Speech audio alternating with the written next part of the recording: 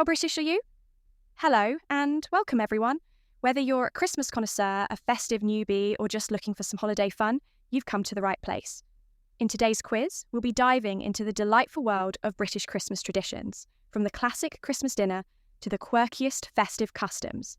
So, grab your mince pies, put on your best Christmas jumper, and let's see how much you really know about the most wonderful time of the year. Ready? Let the Christmas countdown begin. But first, before we dive into the questions, did you know that there is a Christmas tradition among the English people? Despite the often freezing temperatures, thousands take to the water on Christmas Day to have a dip in the sea, with some even donning Santa hats and fancy dress, or raising money for charity as they do so. What do you call this UK tradition? Find out the answer at the end of this video. At number 20, it's the Christmas tree. It's thought that Prince Albert and Queen Victoria popularised this as a modern type when the prince brought over the festive tradition from his native Germany. At number 19 is Christmas decorations. When do you put yours up? Well, all we know is that we make sure to take ours down before the 12th day of Christmas, or the 5th of January. Leaving them up any longer is said to bring bad luck, and who wants to start a new year off that way? Christmas cards is at number 18. The British tradition of sending Christmas cards is believed to date back all the way to 1843. At the time, Sir Henry Cole wasn't able to send out personal messages around the festive period like he usually did, so he hired an artist to design a card that he could send to lots of people. John Callcott Horsley was that artist, and the tradition has continued ever since. At number 17 is chocolate advent calendars. Even though you can now get a wide array of advent calendars, including ones for your four-legged friends, for many of us, you just can't beat a chocolate advent calendar. And while advent calendars themselves have German origins, and the very first chocolate one was produced in 1958, it was in the 1970s that Cadbury popularised the concept that Brits quickly embraced as their own. At number 16 is Christmas advert. There are a couple of classic Christmas adverts that tend to mark the start of the festive season. From Coca-Cola's famous red truck to John Lewis's heartwarming stories, they let us know that the holidays are here and we look forward to them each and every year. At number 15 is pantomimes. Pantomimes, also known as Pantos, are loved by young and old. But did you know that they were actually modern revivals of Roman comedies? Nowadays, they typically do retellings of classic fairy tales, with plenty of slapstick humour, pop culture references, and famous phrases. Mistletoe is at 14, and hanging a sprig to kiss under is thought to go back as far as the 1st century AD, when Celtic druids associated it with fertility and vivacity. However, in its current form, it again dates back to Victorian times, when servants decreed that a man could request a kiss from a woman if she was standing under some mistletoe, and to refuse him was bad luck. For each kiss that was given, a berry would be removed, until they were all gone, and no more kisses could be given. Yes, you guessed it right. Christmas jumpers at 13. Despite having origins in Scandinavia, Brits have adopted the Christmas jumper as their own. Above and beyond being a practical way to stay warm and cosy over the colder weather, they're a great way to spread some Christmas cheer in the lead up to the big day itself, with many even donning one for charity. So, whether you have one that you bring out every year, or you like to pick up one up at the charity shop and donate it again thereafter, there are lots of fun patterns, designs and colours to choose from. You cannot afford not to have this. It's gone. Christmas pudding at number 12. Made from currants, raisins, prunes, This is a crime scene. breadcrumbs, spices and eggs, the humble Christmas pudding has a tradition all of its own. Traditionally, a silver coin, a sixpence, was placed in the pudding and it was believed to bring good luck to whoever found it. Hanging stockings is at 11. While we've hung stockings at the ends of our beds or mantles for as long as we can remember, with the hopes of receiving some treats or stocking fillers, the origin of this is said to relate to St. Nicholas.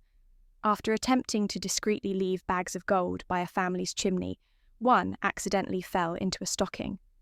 And from there, the Christmas stocking as we know it came to be. At number 10 is the Queen's King's Christmas speech. Started by King George V in 1932, when he delivered his first Christmas address over the radio, the Queen's, and now the King's. Christmas speech has been an important part of Christmas Day ever since. The Queen, Elizabeth II, gave the first televised speech in 1957 and addressed the nation every year until her death in 2022. King Charles has continued the tradition with him making his first official speech last Christmas. Christmas crackers is at number 9. One of our favourite parts of Christmas dinner has got to be pulling a cracker or two. And the Christmas cracker dates all the way back to the 1800s, when London sweetmaker Tom Smith first added a small saying or riddle inside the wrapper of his sweets. They didn't initially take off, but when he added a bang and called them bangs of expectation, the Christmas cracker was born. Now, you can typically expect to receive a joke, a paper party hat, and a little gift of some kind. But there are also Christmas crackers, including everything from mini bottles of liquor to beauty products. How are you doing so far? Next is carol singing at number 8. It's thought that singing carols to celebrate the birth of Christ dates all the way back to the 4th and 5th centuries, with St. Francis of Assisi incorporating more upbeat hymns in the 12th century. Turkey for Christmas dinner at number 7. It's thought that King Henry VIII was the first to tuck into turkey on Christmas Day. However, turkey truly became popular in the Victorian era, with Charles Dickens's A Christmas Carol making it more mainstream. At number 6 is Brussels sprouts. On the bottom. Speaking of Christmas dinner, whether you love them or hate them, Brussels sprouts have become synonymous with British Christmas time. It's probably not a coincidence that sprouts first became popular towards the end of the 18th century, which is around the same time that the concept of Christmas Day as we know it came to be. Since they tend to thrive over the winter months, here in Britain, they quickly became a staple on Christmas dinner plates up and down the country. Another festive favourite? It's mince pies at number 5. Many will be looking forward to a tasty mince pie, or several, this Christmas. While we're used to them, including a mixture of dried fruits and spices known as mincemeat, back in the Middle Ages, they were originally filled with actual minced meat, chopped fruit, and a preserving liquid. Thankfully, for those of us with a sweet tooth, things have since changed.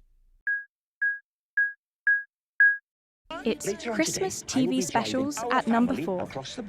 If there's something else we look forward to each and every year, it's the Christmas TV specials, and they've been a part of the festive calendar since 1957, giving us the perfect excuse to gather around the sofa with loved ones. With special episodes of some of our favourite TV shows, this year we've got Gavin and Stacey, Call the Midwife, Outnumbered, Doctor Who, Beyond Paradise, as well as the annual Strictly Come Dancing festive specials to look forward to.